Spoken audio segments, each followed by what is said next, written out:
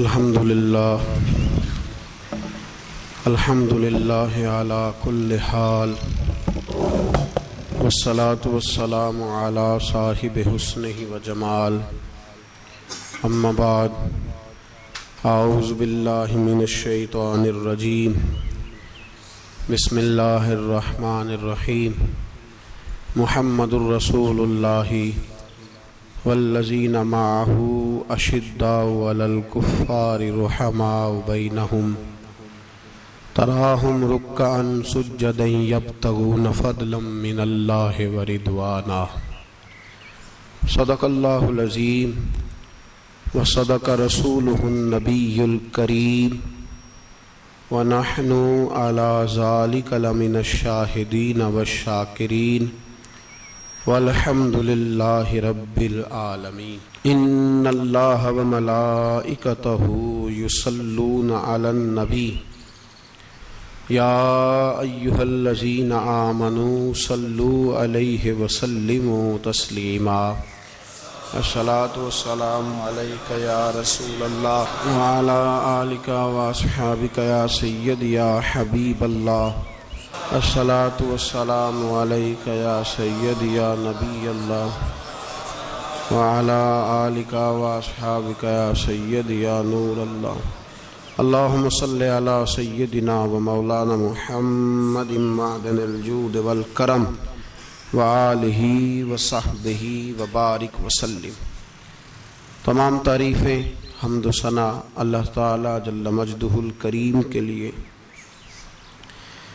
بعد درود و سلام نبی محترم شفیع محتشم آقا کل ختم رسول دانائے سبل احمد مجتبیٰ جناب حضرت محمد مصطفیٰ علی تحیت و ثنا کی ذات والا صفات کے لیے حمد و ثناء کے بعد امت مسلمہ کی تشکیل کے جو عناصر قرآن مجید نے بیان فرمائے اور اس امت کی جو صفات خود رب کریم نے بیان فرمائی، سورہ فتح کی آیت نمبر 29 میں اللہ تعالیٰ نے فرمایا محمد الرسول اللہ، محمد صلی اللہ علیہ وسلم اللہ کے رسول ہیں، والذین معہ اور جو ان کے ساتھ ہیں، اشداء علی الکفار وہ کافروں پر سخت ہیں، رحماء بینہم آپس میں بڑے رحم دل ہیں، تراہم رکعا سجدا یبتغون فضلا من اللہ ورضوانا فرمایا آپ انہیں رکوع کرتے ہوئے دیکھیں گے، سجدہ کرتے ہوئے دیکھیں گے، اللہ کا فضل اور اس کی رضا تلاش کرتے ہوئے دیکھیں گے۔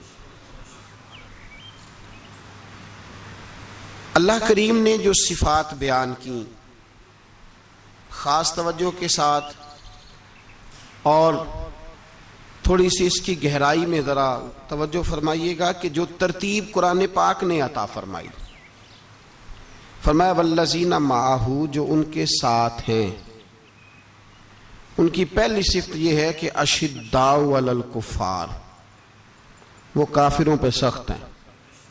پہلی صفت کیا ہے؟ نماز روزہ حج زکوٰۃ، اشداء علی الکفار کہ وہ کافروں پر سخت ہے، رحماء بینہم دوسری صفت یہ کہ وہ آپس میں رحم دل ہیں، تراہم رکعا سجدا پھر آپ انہیں دیکھیں گے رکوع کرتے ہوئے اور سجدہ کرتے ہوئے۔ تو نماز کا ذکر تیسرے نمبر پہ آیا، رکوع سجود کا ذکر ایمان کے بعد جو پہلی بات ارشاد فرمائی وہ ہے اشداء علی الکفار کہ وہ کافروں پر سخت ہیں، کافروں پر وہ، یہ پہلی صفت ہے اہل ایمان کی۔ اعلیٰ حضرت فاضل بریلوی رحمت اللہ تعالی علیہ ہمیں سبق دیتے ہیں، فرماتے ہیں دشمن احمد پہ شدت کیجئے، دشمن احمد پہ اشداء علی الکفار، دشمن احمد پہ ہلکی پھلکی ان کے ساتھ نفرت نہیں، یہ قرآن مجید کا سبق ہے، دشمن احمد پہ شدت کیجئے، ملحدوں سے کیا مروت کیجئے، جو بے دین ہو جائے وہ مروت کے قابل۔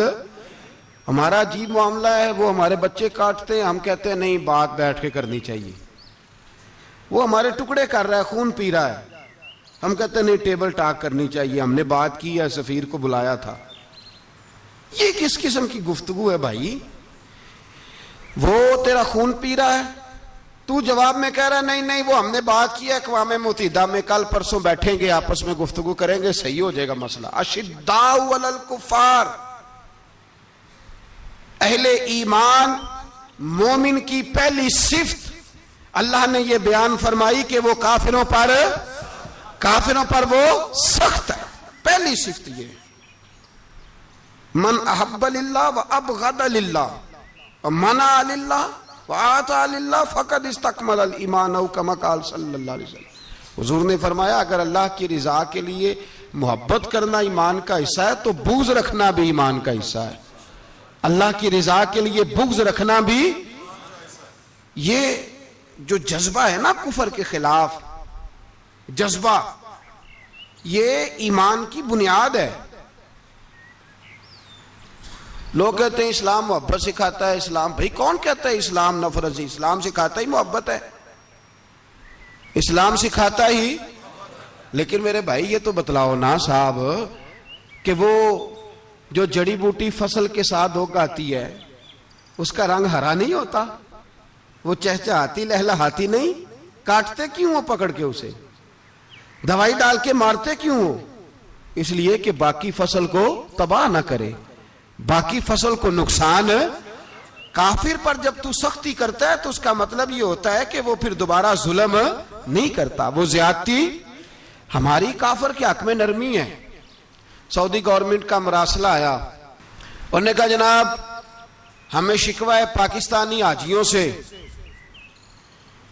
کہ حجنے جب جاتی ہیں تو یہ برقع نہیں پہنتی، نقاب نہیں اوڑھتی۔ یہ باقاعدہ مراسلہ ان کی وزارت حج نے پاکستانی، مجھے چونکہ موقع ملتا رہتا ہے حج ٹریننگ پہ جانے کا تو ہمیں وہ پڑھاتے ہیں، کہتے ہیں جی یہ آپ دیکھ لیں، باقاعدہ مراسلہ آیا۔ بڑی کھل کے بات کر رہا ہوں ذمہ داری سے۔ یہ جناب پاکستان کی جو بیبیاں یہاں حج کرنے آتی ہیں وہ بازاروں میں بغیر نقاب کے پھرتی ہیں، وہ کھجوریں خریدنے چاہتی ہیں تو بغیر نقاب کے، خوشبو لینے جاتی ہیں تو بغیر نقاب کے، لہذا انہیں پردہ کراؤ۔ اگر کوئی بی بی بغیر پردے کے آئی، چلے ایام حج میں تو احرام کی حالت میں تو ہم قبول کر لیں گے، لیکن اگر اس کے علاوہ آئی تو ہو سکتا ہے ڈیبورٹ کر دی جائے۔ باقاعدہ مراسلہ۔ عام غریب ملک کی، پاکستان کی، انڈونیشیا کی، سوڈان کی بی بی بغیر پردے کے نہیں جا سکتی، پر ٹرمپ کی بی بی بغیر پردے کے سعودی عرب جا سکتی ہے۔ ہم تو چپ کر گئے ہو نا، ویڈیو میری پہ بندی ہے، تہاڈی نہیں، فکر نہ کریں، میں سچی بات کر رہا ہوں، سچی بات اور کھری کر رہا ہوں ذمہ داری سے۔ او بھائی اس کی بی بی پر کوئی پابندی نہیں، کوئی پابندی نہیں۔ وہاں تم نے تلواریں پکڑ کے رقص کر لیا، وہاں سب جائز تھا۔ اب تمہیں وہ کدھر گیا متوا جو بھاگ کے آتا ہے کہ گنبد کی طرف منہ نہ کرو؟ وہ کدھر گئے لوگ جو کہتے ہیں جناب دیکھو جی وہ مقدس پاک لوگ ہیں، خبردار ان کی بات نہ کرنا؟ کلیجہ روتا ہے، دل خون کے آنسو روتا ہے۔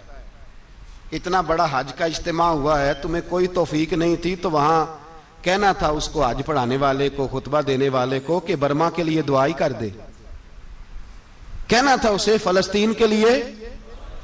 بھائی میں جو رونا رو رہا ہوں ذمہ داری سے رو رہا ہوں، خدا را سمجھو، جب تم نے، تمہاری اپنی بات آتی ہے تو 34 ملکوں کا اتحاد اکٹھا ہو جاتا ہے، اور جب امت کی بات آئے پھر کوئی پرواہ نہیں۔ میرے رسول پاک صلی اللہ علیہ وسلم نے جو دین دیا اس کی پہلی شرط یہ ہے اشداء علل، بولیے اشداء علل، کافر پر سختی کرنا پہلا حصہ ایمان کا۔ رحماء بینہم تو دوسرا نمبر ہے، یہ دوسرا ہے۔ تمہاری سختی صرف اس کے خلاف ہے جو تمہارے مفادات کو ٹھیس پہنچائے، جو تمہاری سنے نا۔ حضرت سیدنا فاروق اعظم رضی اللہ، میں تفصیل سے بات کروں گا اگلے جمعے جناب فاروق اعظم کے احوال پر۔ حضرت عمر فاروق رضی اللہ تعالیٰ عنہ بدر کے میدان میں جب نکلے نا، بدر میں، تو حضرت عمر سے حضور نے تجویز مانگی، فرمایا صف بندی کیسے کریں، کس طرح لڑنا ہے؟ جناب عمر فاروق رضی اللہ تعالیٰ عنہ کہنے لگے حضور یہ جتنے آئے ہیں نا کافر لڑنے، یہ کسی کا کوئی چاچا لگتا ہے، کسی کا کوئی ماموں لگتا ہے، کسی کا بھائی ہے، کسی کا بیٹا ہے، تو محبوبہ صف بندی کی کیا ضرورت ہے؟ جو میرے رشتہ دار ہے میرے حوالے کرے۔ میں گردنیں کاٹ کے آپ کو دیتا ہوں؟ جو ابو بکر کے رشتہ دار ہیں وہ ابو بکر کے حوالے کریں، وہ گردن کاٹ کے دے. جو علی کا کچھ لگتا ہے وہ علی کے حوالے کریں. ہم دنیا کو بتائیں گے کہ اشداء علی الکفار، اشداء علی، اس کے لیے ہمارے پاس سختی ہے، کوئی نرمی. وہ ہمارا سگا بھی ہو تو اس کے حق میں کوئی نرمی. حضرت عمر نے اپنے سگے ماموں کی گردن کاٹی بدر کے دن، سگے ماموں کی. حضرت ابو عبیدہ بن جراح، سنو، اسلام امن کا درس دیتا ہے، محبت کا درس دیتا ہے. بھائی اسلام ہی تو امن کا درس دیتا ہے، پر جڑی بوٹی کاٹنا بد امنی نہیں ہوتا. ظالم کا ہاتھ پکڑنا بد امنی، اور امن والے اور ہوتے ہیں بزدل. ان دونوں میں فرق ہوتا ہے. امن والا بننے کا کہا گیا ہے، بزدل بننے کا کہا. میرے نبی پاک نے جو بدر میں تلوار اٹھائی تھی، زرہ پہنی تھی، حضور علیہ الصلوۃ والسلام نے لوہے کی جیکٹ پہنی تھی، تو وہ بھی میرے رسول پاک نے امن کے لیے ہی پہنی تھی.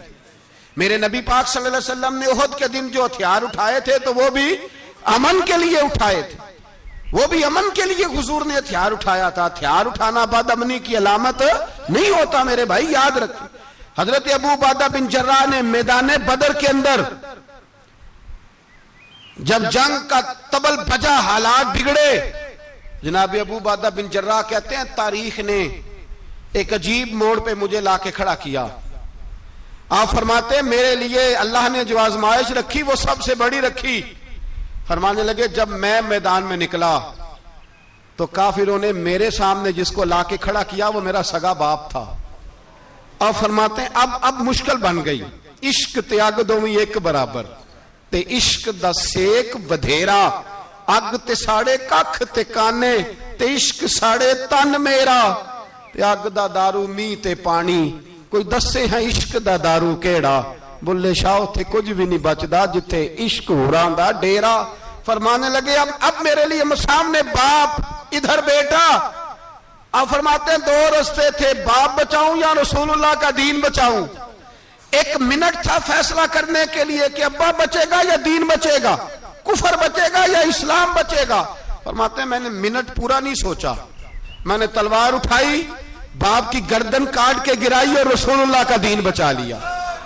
باپ کی گردن کٹ کے گری اور نبی پاک کا دین بچ گیا، بچا لیا رسول اللہ کا دین. حضرت عمر نے ماموں کو مارا. حضرت مصعب ابن عمیر کہتے ہیں تاریخ مجھے بھی لا کے کھڑا کرتی ہے بدر کے میدان میں، تو کفر کا لبادہ اوڑھ کے جب سامنے آیا تو وہ میرا سگا بھائی تھا. سگا بھائی. ہزاروں قومیں وجود میں آئیں دہر میں خشک و تر کے رشتے سے، پر ہم نے بنیاد دوستی رکھی یاد خیر البشر کے رشتے سے. سگا بھائی کفر کا نمائندہ بن کے سامنے کھڑا ہوا. مجھے اکٹھے کھیلنا بھی یاد تھا، مجھے ایک برتن میں روٹی کھانا بھی یاد تھا، ایک ماں سے لوریاں سننا بھی یاد تھا. فرماتے ہیں یہ سارا کچھ یاد تھا، پر اسلام کے حق میں دیا ہوا خطبہ جو محمد عربی نے دیا تھا وہ بھی مجھے یاد تھا. مجھے رسول اللہ کی بتائی ہوئی باتیں بھی، فرماتے ہیں میں سارا کچھ بھول گیا، پر مجھے اپنے رسول کا پڑھایا ہوا سبق نہیں بولا، وہ مجھے یاد رہا. میں نے پھر سگے بھائی کی گردن کاٹی اور میں نے وہ گردن کاٹ کے حضور کے پاس پیش کی، اور میں نے دنیا کو بتایا کہ ہمارے لیے اصل وہ ہے جو ہمارے رسول ہمیں حکم ارشاد فرماتے ہیں. یہ رشتے ہمارے لیے اصل ہمارے جی اچھے تعلقات ہیں. کون سے اچھے تعلقات؟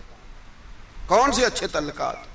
میرا ایک دوست مجھے کہنے لگا امریکہ تو پیار ہی بڑا کرتا ہے ہم سے. میں نے کہا بالکل، کسائی بھی بڑا پیار کرتا ہے بکرے سے، بڑا پیار ہوتا ہے. آپ جو قربانی کے بکرے لائے تھے آپ کو پیار نہیں تھا؟ ذبح کرنے سے پہلے اس کو پانی بھی پلایا، چارہ بھی کھلایا، غسل بھی کرایا، پر آخر میں کیا کیا؟ بولے نا جی. یہ والا پیار کرتا ہے امریکہ آپ سے، دیتا ہے کبھی کبھی پیسے، کوئی شک نہیں اس میں. وہ کہتا ہے وہاں زلزلہ آیا ہے تو اتنے لاکھ ڈالر دیتا ہوں، فلاں آیا. لیکن وہ والا پیار جو کسائی بکرے سے کرتا ہے، کہتا ہے جب موقع آئے گا تو میں چھری بھی پھیروں گا، اور اپنے وقت پہ آ کے وہ، یہ میری مثال یاد رکھ لینا، امریکہ کا پاکستان سے اور مسلمان سے وہ والا پیار ہے جو بکرے کا کسائی سے اور کسائی کا بکرے سے ہوتا ہے. وہ چارہ ڈالتا ہے، موٹا کر کے ذبح کرتا ہے، پتلا ذبح کرنے میں اسے لذت نہیں آتی. اور بھائی یاد رکھو حضرت ابو بکر صدیق رضی اللہ تعالیٰ عنہ عرب کے لوگ جب جنگ کرتے تھے تو ایک ہاتھ میں ڈھال پکڑتے تھے، ایک ہاتھ میں تلوار پکڑتے تھے، لوہے کی ڈھال. جب دشمن حملہ کرتا تھا تو ڈھال آگے کرتے تھے. وہ کئی دفعہ ٹکرا کے ڈھال سے تلوار گر جاتی تھی. حضرت ابوبکر صدیق میدان میں نکلے، بیٹا کافروں کی طرف سے لڑنے آیا ہے، سگا بیٹا. اور میرے مصطفیٰ کریم نے فرمایا اولاد بزدل کر دیتی ہے آدمی کو، پر جب ایمان پختہ ہو تو پھر صحابہ نے اس بزدلی کی بھی پرواہ نہیں کی. سگا بیٹا کافر کی جانب سے آیا. حضرت ابوبکر صدیق نے تلوار سے حملہ کیا، بیٹے نے ڈھال آگے کی. جب صاحبزادے نے ڈھال آگے کی نا تو حضرت ابوبکر کی تلوار لوہے کی ڈھال سے ٹکرائی، تلوار گر گئی. اب حضرت ابوبکر نے ہتے ہو گئے، صاحبزادے نے اٹھائی تلوار. کہتا ہے جب میں مارنے لگا تو خیال آیا گھر تو میرا اجڑے گا نا، باپ تو میرا ہی ہے نا. صاحبزادے کہتے ہیں میں ابوبکر صدیق کو چھوڑ کے چلا گیا. بعد میں مسلمان ہو گئے، کلمہ پڑھ لیا. ایک دن گھر میں بیٹھے تھے تو بات شروع ہو گئی. صاحبزادے کہنے لگے ابا جی وہ یاد ہے نا جب میری ڈھال سے آپ کی تلوار ٹکرائی تھی اور تلوار گر گئی تھی تو میں نے آپ کو باپ سمجھ کے چھوڑ دیا، میرا ہی گھر اجڑنا تھا باپ سمجھ کے.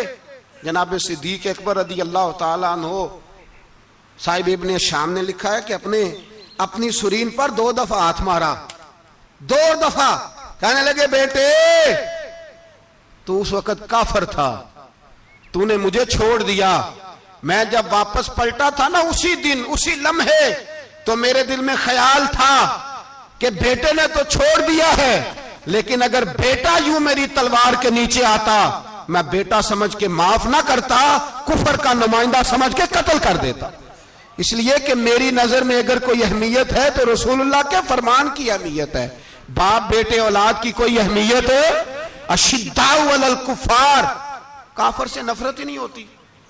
یہاں تو موج لگ گئی ہے ایک عام نوجوان سے لے کے عام آدمی سے وزیر اعظم تک کی سوچ یہ ہے کہ رہائش امریکہ میں ہونی چاہیے، لندن میں ہونا چاہیے، بس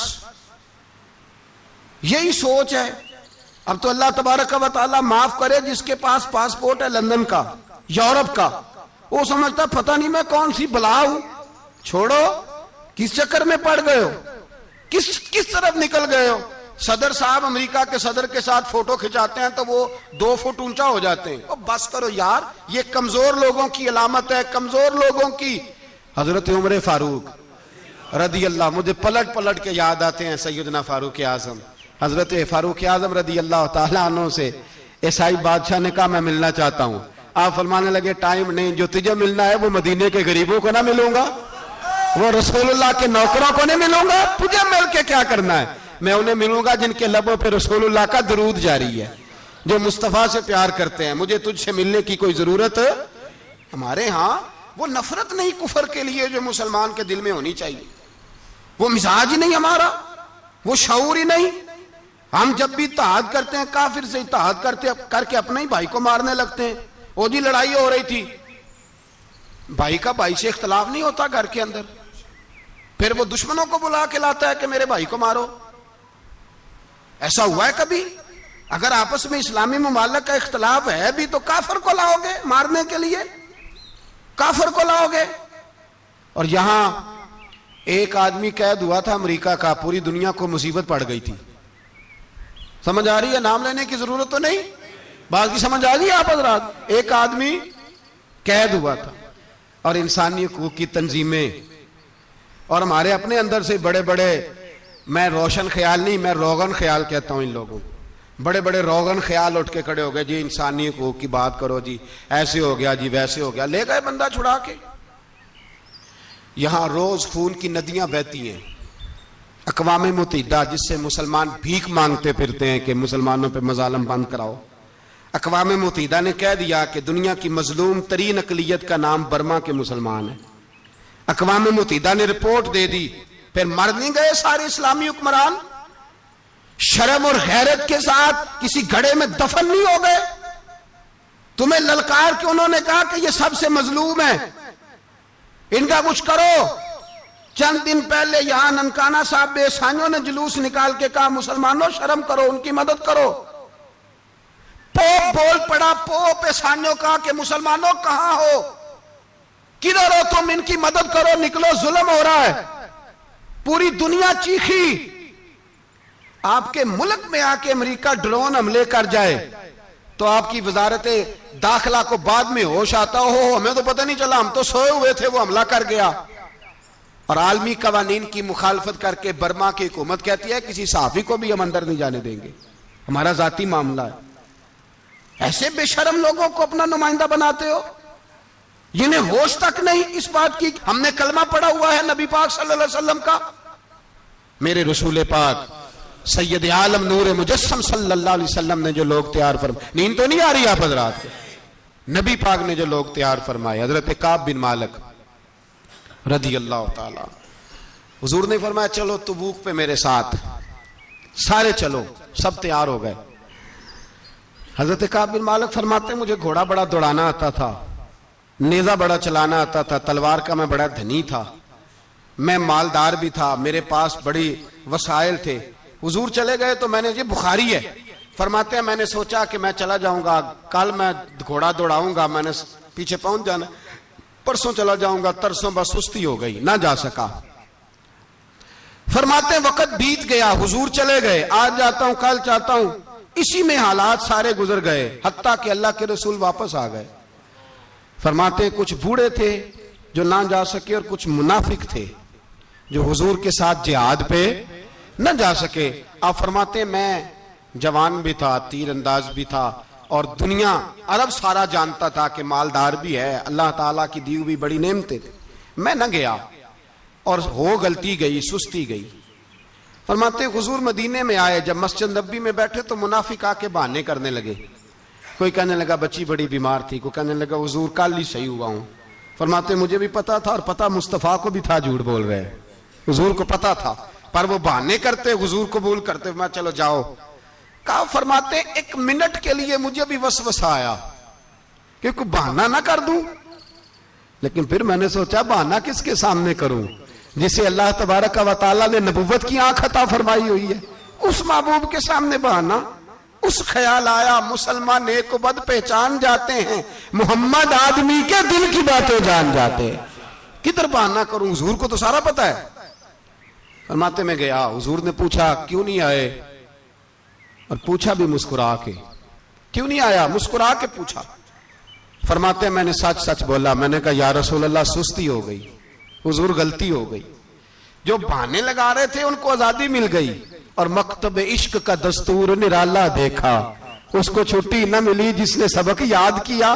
فرماتے ہیں ان کو چھٹی مل گئی، میں نے کہا حضور غلطی ہو گئی، تو نبی پاک نے فرمایا اس سے کوئی بندہ کلام نہ کرے، خبردار میرے ساتھ بھی گفتگو نہ کرنا۔ حضرت کعب بن مالک فرماتے ہیں میرا چچا زاد بھائی، خالہ زاد بھائی سارے رہتے تھے، میں کسی کو سلام لیتا تو کوئی جواب بھی نہیں دیتا تھا۔ فرماتے ہیں میں مسجد میں نماز پڑھنے آتا، پر صحابہ کرام کو حضور نے منع کر دیا تو مدینے کی گلیاں بھی ناآشنا ہو گئیں۔ فرماتے ہیں مجھے یوں لگتا تھا کہ مدینے کے در و دیوار بھی مجھ سے کلام نہیں کرتے، میں وہاں دعا منگیا کرو سنگیو کتے مرشد نہ رس جاوے، اے جنہاں دے پیر رس جان دے او جیوندے ہی مرے رہندے۔ کہا اس طرح لگا کہ جیسے حالات بگڑ گئے سارے میرے حق میں۔ آپ فرماتے ہیں میں مسجد میں آ کے بیٹھتا تو جب مجھے پتا تھا میں جب آنکھیں ادھر کرتا تو حضور مجھے دیکھتے، اور جب میں نبی پاک کو دیکھتا تو حضور چہرہ پھیر لیتے۔ بول پڑے خواجہ غلام فرید صاحب، کہنے لگے میں ویکھاں تے میرا یار نہ ویکھے، جے میں نام ویکھاں تے او ویکھے، ایڈے نصیب کتھوں تتڑی دے او میرے وچ ویکھن دے ویکھے، غلام فریدا او بوے یار دے مریے پامیں ویکھے یا نہ ویکھے۔ آپ فرماتے میں سید عالم صلی اللہ علیہ وسلم کو دیکھتا تو حضور رخ انور پھیر لیتے۔ حضرت کعب بن مالک رضی اللہ تعالیٰ عنہ فرماتے ہیں کہ حضور کا حکم آیا کہ بیوی کو علیحدہ کر دو، بار پہلے کوئی نہیں بات کرتا، اب کہا بیوی کو علیحدہ کر دو، تو میں نے کہا حضور طلاق دے دوں، فرمایا نہیں میکے بھیج دو، طلاق نہیں دینی۔ فرماتے ہیں بال بچہ بھی چلا گیا، نہ گھر میں کوئی نہ باہر کوئی، تنے تنہا۔ آپ فرماتے ہیں زمانہ جانتا تھا، عرب کے صوبوں میں بات پھیل گئی کہ کعب بن مالک جیسا سردار، مالدار، گھوڑ سوار، تیر انداز نیزہ باز اتنا بڑا سیانہ سنجیدہ آدمی جدا کر دیا نبی پاک نے. فرماتے ہیں غسان کے عیسائی بادشاہ نے مجھے خط لکھا. حضرت کعب فرماتے ہیں بڑی آزمائش تھی پر یہ مصیبت سب سے بڑی تھی. غسان کے عیسائی بادشاہ نے خط لکھا. اس کا آدمی مجھے ڈھونڈتا پھرتا مدینے میں ملا تو خط اس نے مجھے دیا. خط میں یہ نہیں لکھا تھا کہ کافر ہو جاؤ معاذ اللہ, یہ نہیں لکھا تھا عیسائی ہو جاؤ. اس نے خط میں لکھا کہ کعب ہم نے سنا ہے تمہارے نبی نے تمہیں چھوڑ دیا, ناراض ہو گئے. تم تو اس قابل تھے کہ صوبے کے گورنر بنائے جاتے, تم تو بڑے عہدے کے قابل تھے, تمہاری تو شہرت ہے سارے علاقوں میں, تم آ جاؤ ہمارے پاس, ہم تمہیں بہت بڑا عہدہ دے دیں گے. حضرت کعب بن مالک فرماتے ہیں اب میری چیخیں نکلی, اب میں تڑپ کے رویا. میں نے وہ اس کا خط پکڑا اور جلتے ہوئے تنور میں ڈالا اور مسجد نبی میں سر سجدے میں رکھ کے میں نے کہا اے اللہ میرا ایمان اتنا ہی مشکوک ہو گیا ہے کہ کافر کہتے ہیں میں ان کے ساتھ مل جاؤں گا. اے اللہ میرا ایمان اتنا مشکوک, کافر سمجھنے لگے ہیں کہ میں مسلمانوں کو چھوڑ کے ان سے اتحاد کروں گا. یہاں لوگ کہتے ہیں ہم نے پریشر کے لیے ان کو ساتھ ملایا, ہم نے پریشر کے لیے کافر سے سمجھوتا کرو گے, اپنے بھائی پر ظلم کرنے کے لیے بے ایمانوں کے ساتھ دوستی کرو گے. حضرت کعب بن مالک فرماتے ہیں میں نے تندور میں ڈالا, میں تڑپ کے رویا. میں نے کہا اے اللہ میرا اتنا امتحان نہ لے کہ کافر سوچنے لگے کہ میں اسے سمجھوتا کروں گا. اے اللہ مہربانی فرما, اتنا امتحان نہ لے. روتے روتے گھر گیا, سحری تک روتا رہا. ایک آدمی دوڑا آیا, کہنے لگا کعب جلدی چل, حضرت جبریل آ گئے ہیں, اللہ نے تیری توبہ قبول فرما لی ہے, رسول پاک نے تجھے یاد فرمایا ہے, چل آ جا. حضرت کعب بن مالک فرماتے ہیں میں قدموں میں گرا اور میں نے کہا محبوبہ میرا سارا ہی مال لے لے, حضور میری ساری صلاحیتیں لے لیں, رکھ لیں سارا کچھ, مجھے وہ مال نہیں چاہیے جو آپ کے دروازے سے دور کر دے. حضور وہ دولتیں میرے کس کام کی جو آپ کے دروازے سے دور کر دے. بے نور بے چراغ جو محفل ہو پھونک دو, اعظم بلا سے اپنی وہ ہستی ہی کیوں نہ ہو, جو چیز اس کی راہ میں حائل ہو پھونک دو. حضرت کعب بن مالک رضی اللہ تعالیٰ عنہ نے ایک منٹ کے لیے بھی کافر سے سمجھوتا کرنا پسند نہ کیا. جبھی تو اللہ نے توبہ حضرت جبریل کے ذریعے نازل فرمائی. میرے بھائی یہاں منٹ پہ سمجھوتا ہے, منٹ پہ بڑا رولا ڈالتے ہم, بڑا شور ہے چائنا کی دوستی, چائنا کی دوستی. چائنا جیسے کہے برما کی حکومت ویسے کرتی ہے, اس کا اثر اور رسوخ ہے ان کا. آپ نے کیوں نہیں ان سے کہا کہ ان کو منع کریں؟ میں چائنا کی بات نہیں چھیڑنا چاہتا, ورنہ میں اس پر بھی کچھ باتیں عرض کروں کہ وہ جو آپ کے ان ساتھ ان کی دوستی ہے اس کا پس منظر کیا ہے. یہ تو چائنا میں بسنے والوں سے پوچھو نا, جہاں مسجد بنانا بڑا مشکل ہے, جہاں نماز پڑھنا روزہ رکھنا بڑا مشکل ہے. کاہے کی دوستی, کس طرح کی دوستی؟ قرآن مجید نے بیان کر دیا کافر تم سے راضی نہیں ہو سکتا حتی تتبع ملتہم, جب تک تم ان کے دین کی پیروی نہ کرو. اتنی دیر کافر راضی ہو سکتا تو مسلمان کیسے راضی ہو جاتا ہے؟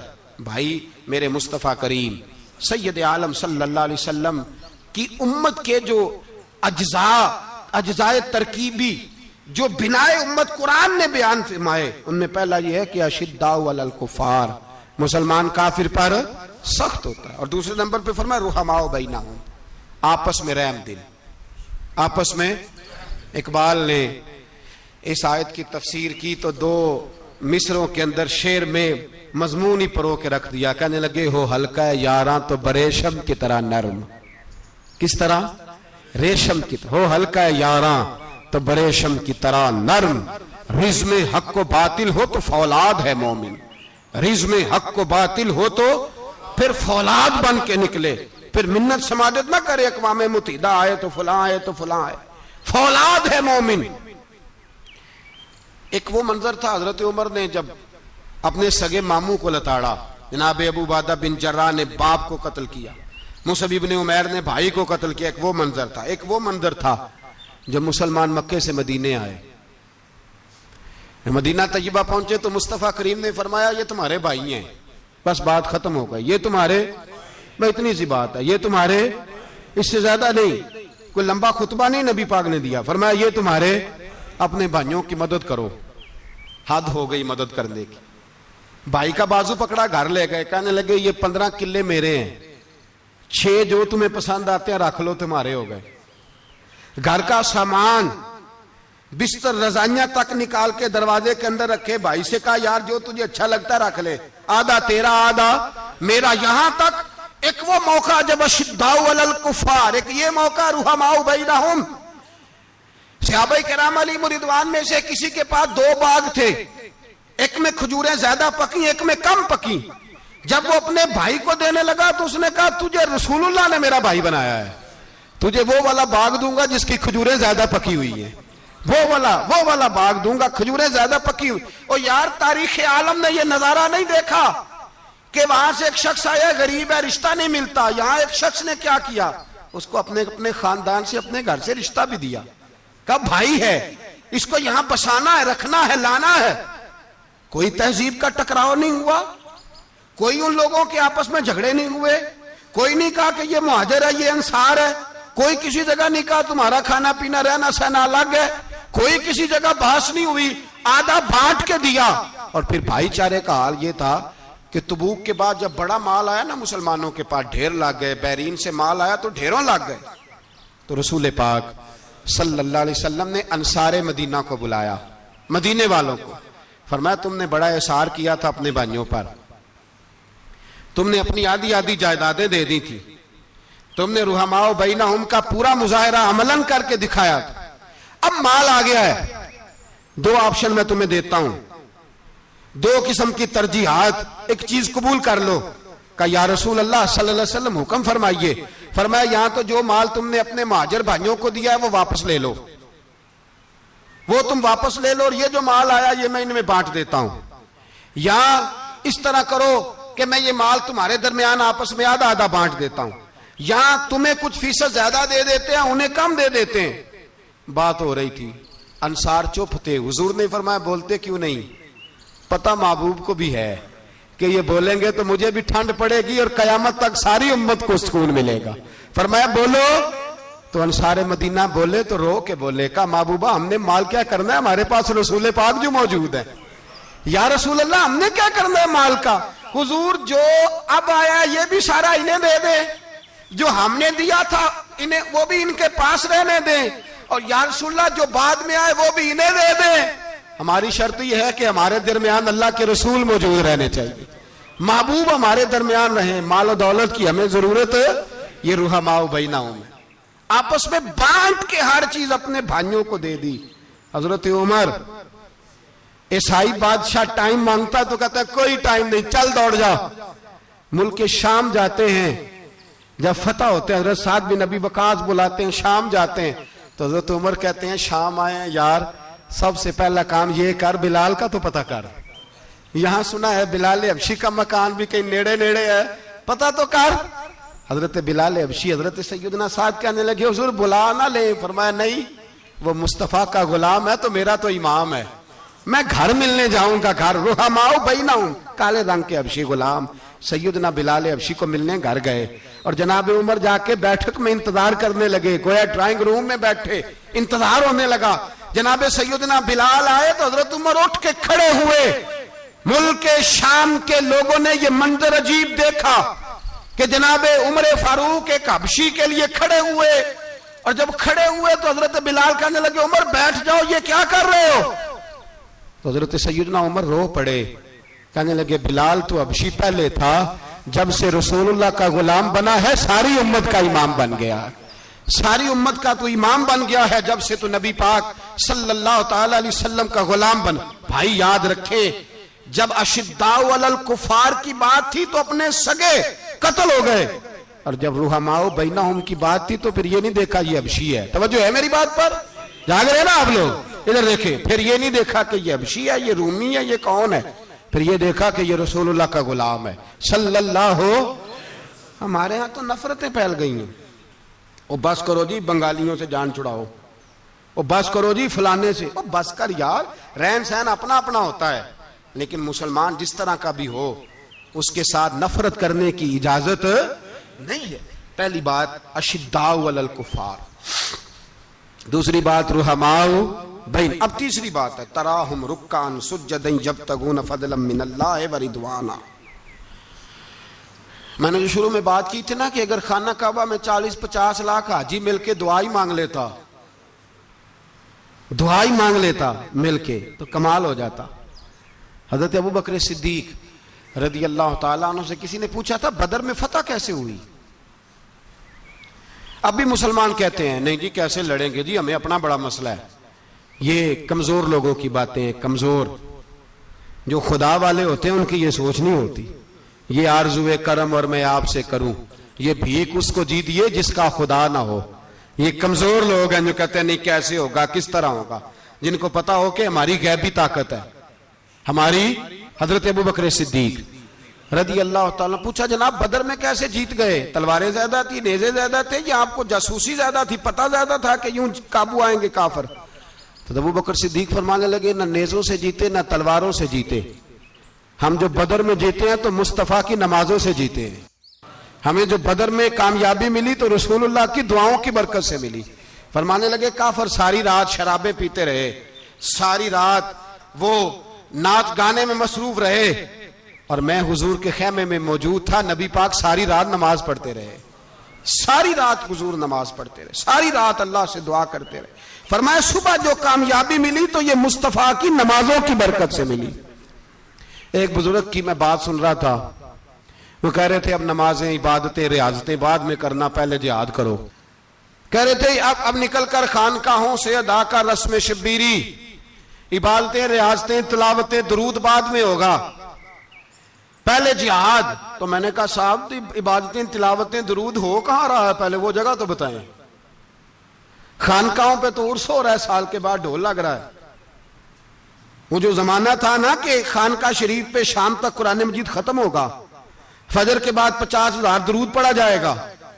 وہاں لوگ آئے ہیں تو وہاں ذکر کرتے کرتے لوگ اس قدر مست ہوئے کہ انہیں ہوش ہی نہیں کہاں کہ کہاں گئے. وہ تو دور ختم ہو گیا.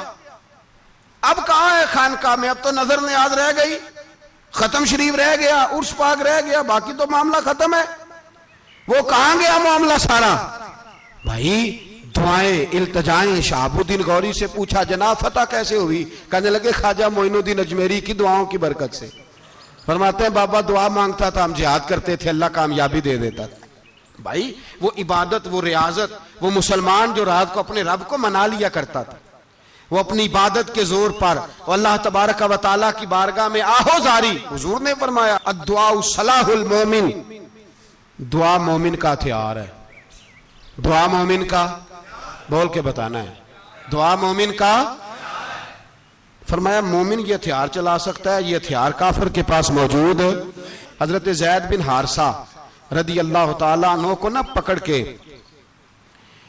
کچھ کافر ان کو پکڑ کے لے گئے تو ایک درخت کے ساتھ باندھ لیا. کہنے لگے تمہیں قتل کریں گے، حضور کے صحابی ہیں رضی اللہ تعالیٰ. جب کافر آپ کو قتل کرنے لگا نا تو انہوں نے درخت کے ساتھ اچھی طریقے سے ٹانگیں باندھ لی، ہاتھ باندھ لیے، گردن باندھ لی.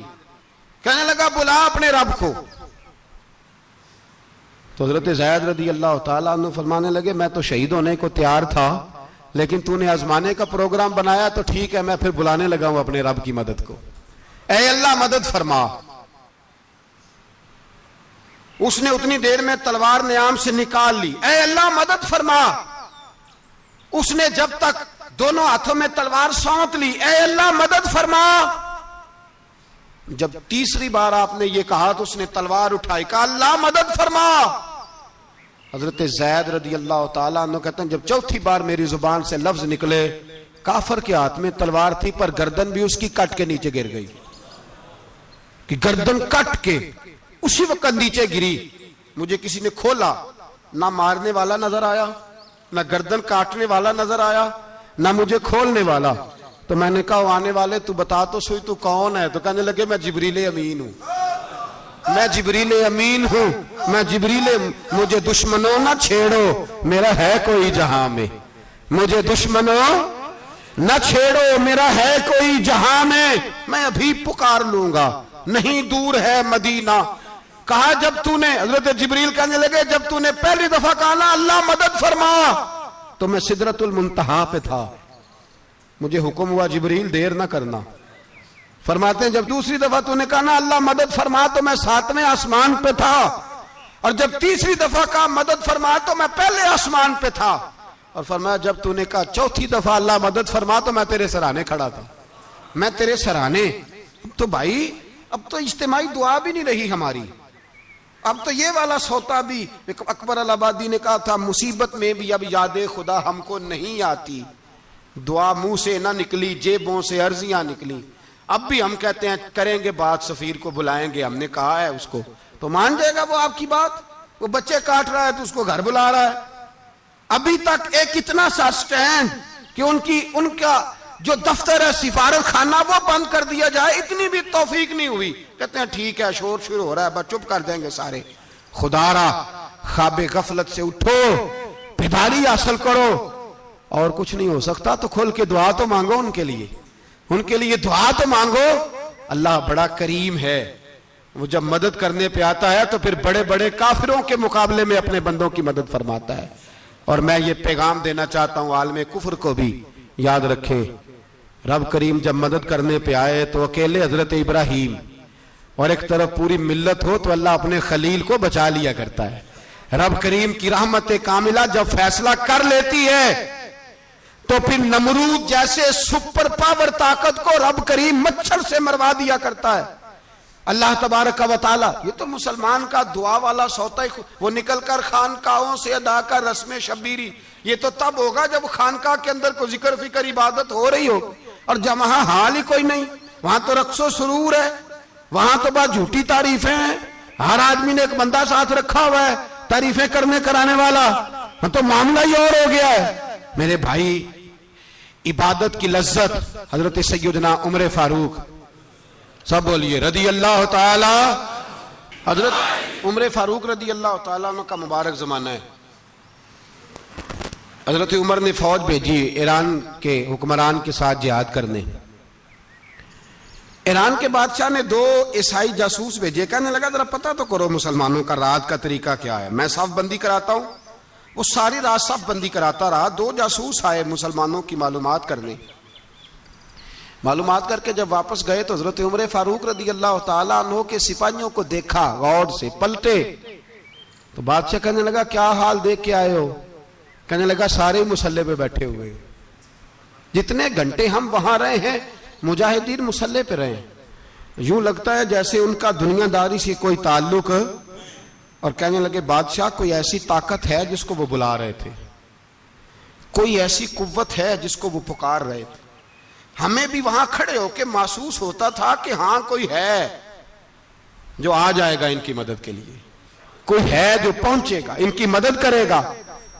ایران کا بادشاہ کہنے لگا مجھے سمجھ آ گئی ہے، وہ جسم کی طاقت سے ہی نہیں لڑتے، وہ کوئی غیبی طاقت ہے جس سے وہ لڑتے ہیں۔ بھائی وہ غیبی طاقت بھی تو ہمارے پاس ہم نے ناراض کر لیا نا، وہ بھی تو نہیں نا، مسجد کا رخ بھی تو کوئی نہیں۔ اور میں نے پچھلے جمعے بھی کہا تھا پھر کہتا ہوں، وہن ہو گیا امت کو۔ نبی پاک نے فرمایا امت کو وہ کیا ہے، دنیا سے محبت ہو گئی ہے، موت سے کراہت ہو گئی ہے، وہن ہے۔ صحابہ کرام کو موت سے بڑا پیار تھا، موت سے بڑی محبت کر، ہماری طرح نہیں، وہ کہتے تھے مریں گے تو منو مٹی، تو وہاں ٹھیک ہے عذاب قبر حق ہے، لیکن میں کہا کرتا ہوں سالوں کے بعد جو پردیس سے ماں کے پاس آئے، ماں اسے عذاب نہیں دیتی، اس کا ماتھا چوما کرتی ہے۔ اور بھائی جو رب کریم کی بارگاہ میں جائے گا تیرا کیا خیال ہے، گل سڑ جائے گا؟ مدینے والے حبیب نے فرمایا قبر المومن روضۃ من ریاض الجنہ، فرمایا میرا مومن جب قبر میں جاتا ہے تو اللہ جنت کے سارے دروازے کھول دیتا ہے، وہ تو اللہ کی رحمت میں پہنچتا ہے۔ کون کہتا ہے مومن مر گئے، وہ تو قید سے چھوٹے اپنے گھر گئے۔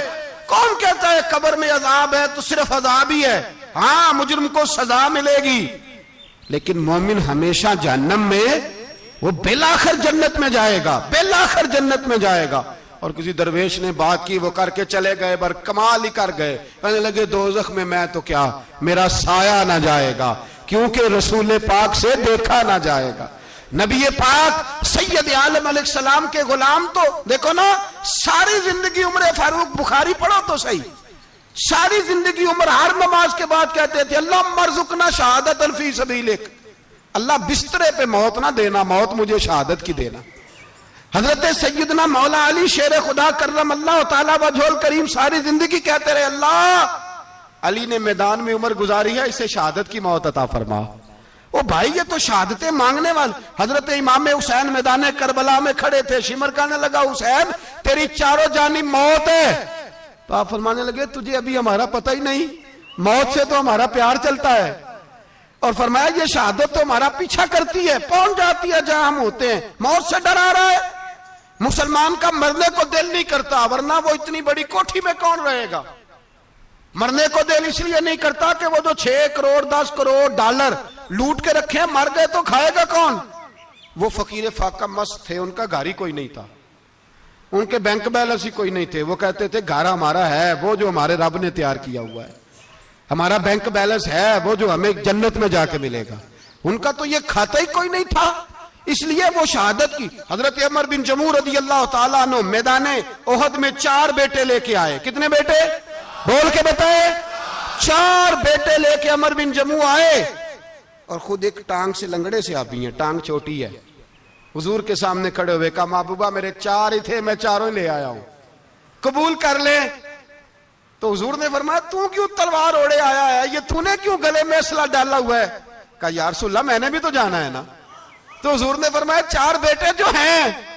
تو حضرت عمر بن جموح نے بات کی، صحابہ کہتے ہیں ہم لبوں سے مسکرا رہے تھے، آنکھوں سے رو رہے تھے، کیا عجیب انداز ہے۔ حضور نے فرمایا عمر 4 بیٹے جو آ گئے تو رہنے دے۔ تو حضرت عمر رو پڑے، کہنے لگے محبوبہ کیا لنگڑے جنت میں نہیں جائیں گے؟ کیا حضور میں لنگڑا ہوں تو میرے لیے جنت کوئی نہیں؟ میرے حبیب پاک سید عالم صلی اللہ علیہ وسلم نے فرمایا عمر تو ضرور جنت میں جائے گا۔ کہا محبوبہ پھر بچے بعد میں جائیں گے، میں پہلے میدان میں جاؤں گا۔ ایک بی بی 4 بیٹے لے کے آئی احد میں، کہا محبوبہ کل کمائی تھی میں لے آئی ہوں، میرے پاس کوئی اور شے ہوتی تو میں بچا کے نہ رکھتی، بیٹے دے کے نا حاضری لگوا کے تو واپس دروازے پہ لے گئی۔ تو حضرت سیدنا عبداللہ ابن عمر فرماتے ہیں بی بی بول رہی تھی تو میرا جذبہ جہاد بڑھ رہا تھا، اپنے بیٹوں کو کہنے لگی میں تمہیں حضور کے پاس چھوڑ کے جا رہی ہوں، جب تم میدان میں گرو گے تو میں تمہیں دیکھنے آؤں گی، دیکھنا تمہاری پشت پہ کوئی زخم نظر نہ آئے، جتنے تیر کھانے ہوئے سینے پہ کھانا، جتنے تلواروں کے نیزوں کے زخم برداشت کرنے ہوئے یہاں کھانا، پشت پہ زخم نظر نہ آئے۔ حضرت عبداللہ ابن عمر فرماتے ہو بی بی کی گفتگو میرا جذبہ جہاد بڑھا رہی تھی۔ ایک بی بی 3 سال کا 4 سال کا بیٹا لیے رو رہی ہے، احد کا دن ہے، سہیلیاں پوچھتی ہیں تو کیوں روتی ہے؟ وہ کہتی ہے دیکھو میرا خاوند بھی بدر میں شہید ہو گیا، بھائی اور باپ بھی، دل کرتا ہے کوئی جوان بیٹا ہوتا تو آج مصطفیٰ کے ساتھ اسے ہی بھیج دیتی، کوئی جوان میرے پاس ہے ہی 3 سال کا تو کیا کروں، 3-4 سال کا بچہ کیا کرے گا؟ پتہ نہیں کیا دلیل آئی، اچانک اٹھی، بیٹے کو سینے سے لگایا، کپڑا ڈالا، مسجد نبوی پہنچ گئی۔ حضرت بلال کہتے ہیں مجھے ملی، کہنے لگی بلال مجھے پتہ ہے حضور تیاری کرا رہے ہیں جنگ کی، پر 2 منٹ اگر میری ملاقات ہو جائے۔ بلال حبشی کہنے لگے حضور ہم ایک بی بی ضد کر رہی ہے۔ حضور باہر آئے، کہنے لگی حضور میں فلاں کی بیٹی، فلاں کی بہن، فلاں کی بیوہ ہوں، میں نے بدر میں 3 شہید دیے ہیں، اب میرے پاس یہ 3 سال کا لال ہی بچا ہے، بڑا فخر ہے میرا، لوگ مجھے شہید کی بیوہ، شہید کی بیٹی، شہید کی بہن کرتے، دل کرتا ہے شہید کی اماں بھی کہیں جاؤں تو میرا بیٹا لے لیں۔ سیدنا بلال کہتے ہیں حضور مسکرائے، کہنے لگے یہ 3 سال کا نونہال کیا کرے گا؟ کہتے ہیں اماں کا عجیب جذبہ ہے۔ کہنے لگی محبوبہ سنا ہے اسلحہ بھی تھوڑا ہی ہے، ڈھالیں زیادہ کوئی نہیں، میرا بیٹا ساتھ رکھ لیں، جب آپ کی طرف کوئی تیر آیا نا تو میرا بیٹا ڈھال کے تو اس کو ڈھال بنا کے آگے کر دینا۔ محبوبہ ڈھال تو بانی سکتا ہے نا۔ حضرت بلال فرماتے ہیں مصطفیٰ کریم نے فرمایا جا میں نے قبول کیا، قیامت کے دن بیٹا گھر لے جا، جب تیرا نام پکارا جائے گا تو شہید کی اماں کہہ کے پکارا جائے گا، جا تو گھر لے جا۔ کہتے ہیں چلتے چلتے ایک غریبنی اور آ گئی، اتنی سی اٹی بان کی، اتنی سی، بلال حضور سے ملاقات ہو جائے گی۔ نبی پاک آ گئے تو کہا محبوبہ یہ غلبہ اسلام میں میرا بھی حصہ ڈال لیں۔ حضور نے فرمایا یہ کیا ہے؟ کہنے لگی حضور خاوند فوت ہو گیا، اولاد اللہ نے بے نیازی سے دی نہیں، سویرے چرخہ کاٹ کے رزق حلال کھاتی ہوں، میرے پاس نا یہ اتنا سا بان ہے، ایک گھوڑے کی لگام بن جائے گی، محبوبہ حصہ تو ڈال جائے گا نا دین کے لیے، میری قبولیت ہو جائے گی۔ میرے حبیب نے ہاتھ اٹھائے اور دعا مانگی، کہے اللہ جتنا تو میدان کے مجاہدوں کو اجر عطا فرمائے اتنا اس غریبنی کو بھی عطا فرمانا، اتنا اسے بھی دینا۔ بھائی یہ جذبے تھے، یہ رنگ تھا امت مسلمہ کا، اس لیے کافر گھر میں بیٹھ کے کامپا کرتا تھا۔